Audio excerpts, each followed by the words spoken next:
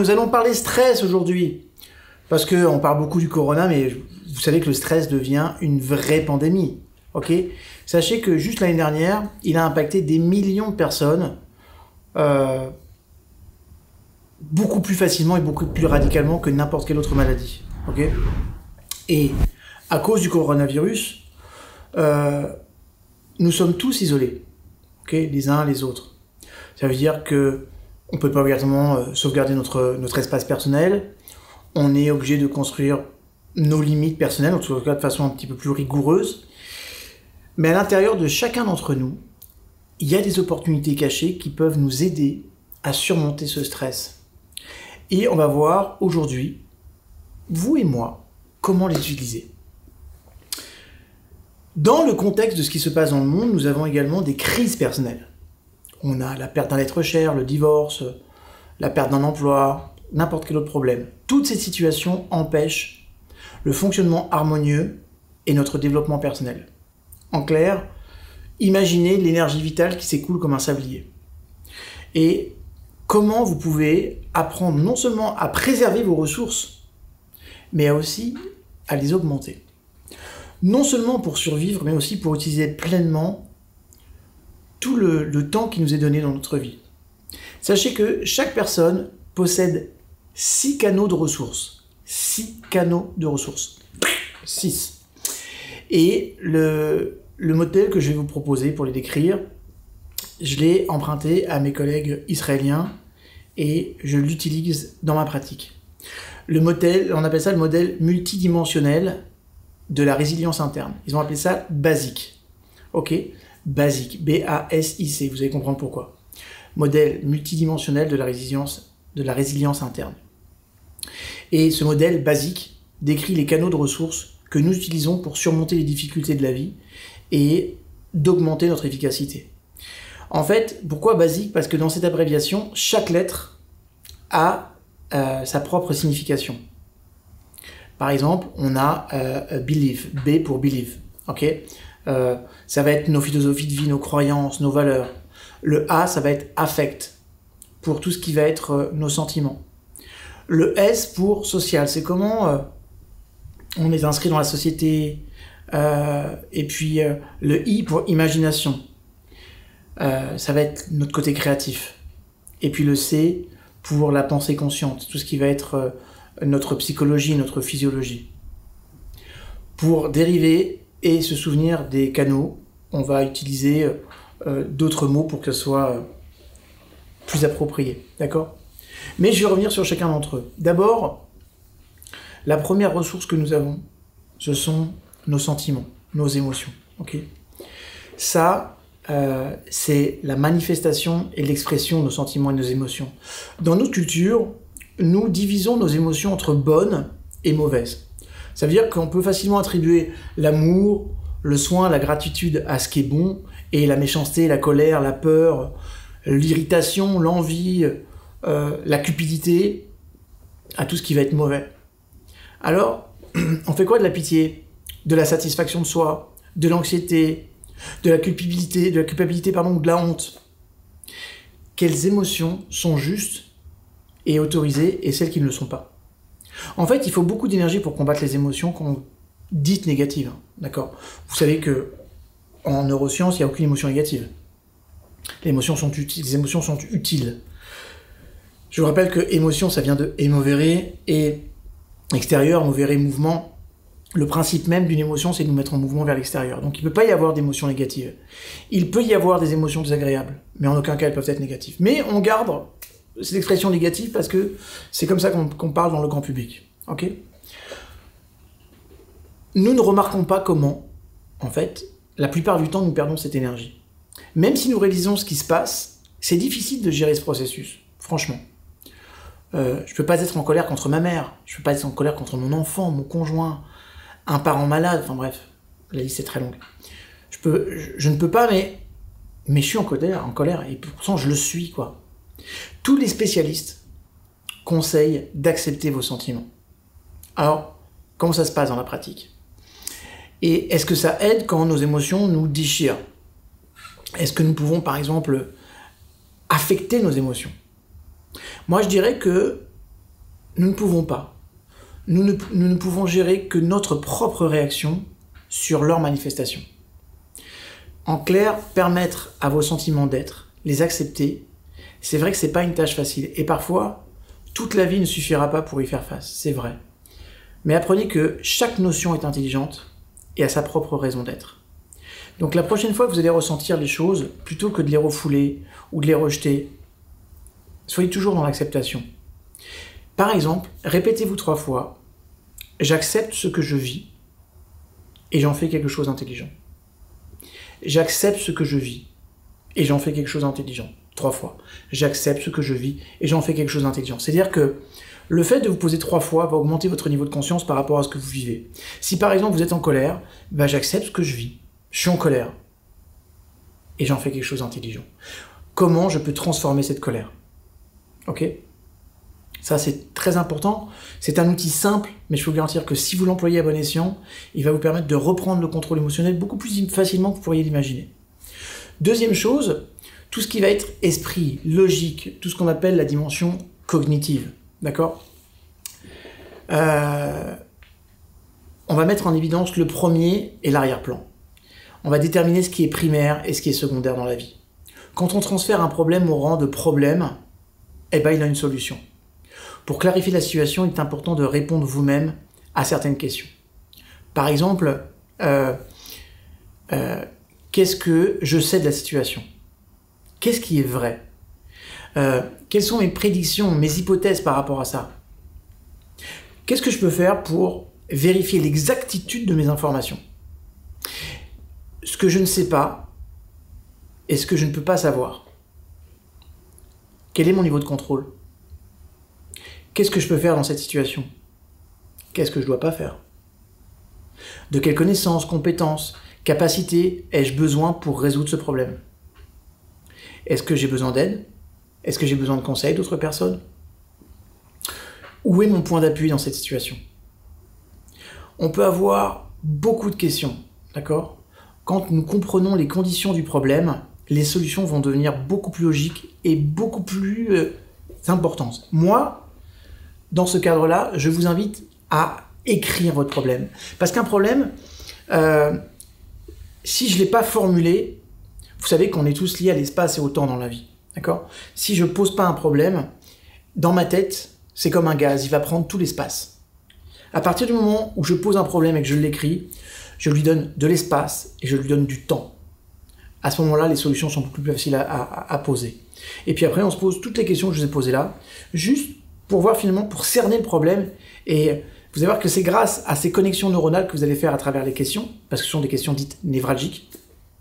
Elles vous obligent à activer différentes parties de votre cortex cérébral.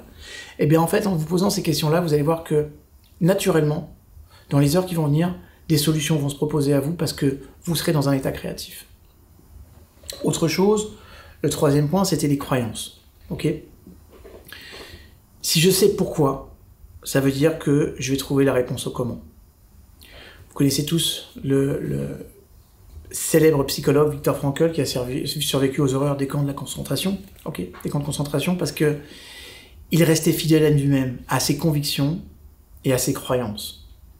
Si nous savons pourquoi nous avons besoin de surmonter quelques épreuves, on va dans un second temps trouver les vents favorables, la force, l'énergie pour pouvoir y faire face.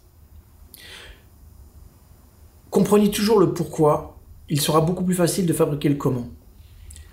La raison est créée par nous-mêmes selon notre propre expérience. Pour que ça soit plus facile de vivre selon son code, c'est important de savoir, ok, et si je donnais un sens à ce que je suis en train de vivre?